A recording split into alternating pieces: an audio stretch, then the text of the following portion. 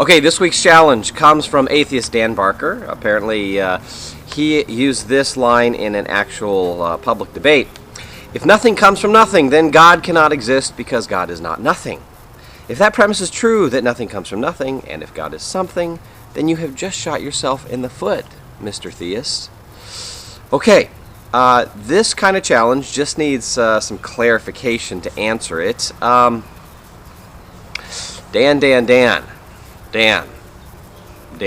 This is, this is a very simple mistake, it seems to me, that if you really spent the time to understand the theist position, you wouldn't make these kind of silly mistakes. All right.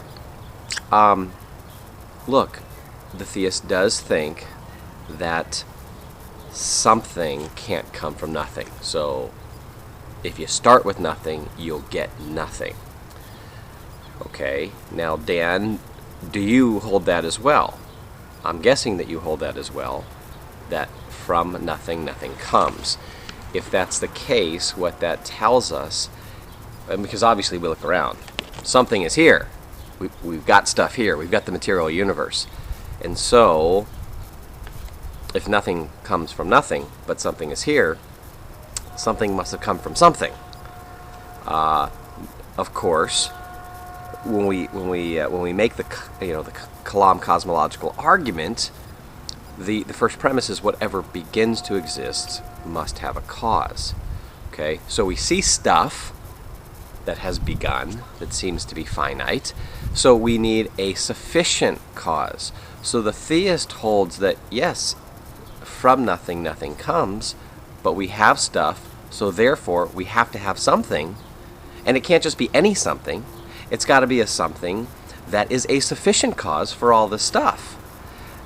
So that sufficient cause would have to be eternal. It would have to be a first cause. So that's the theist position. And so it's just so important for both theist and the atheist to make sure we get each other's position correct. Now, not that you have to buy that. Maybe you think there's a better candidate.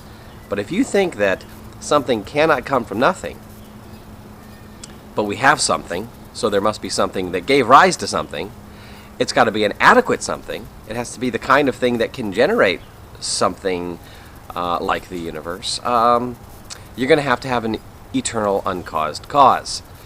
So, what are your candidates? The universe?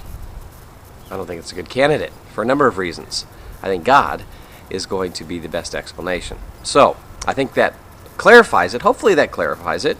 And we've answered another challenge.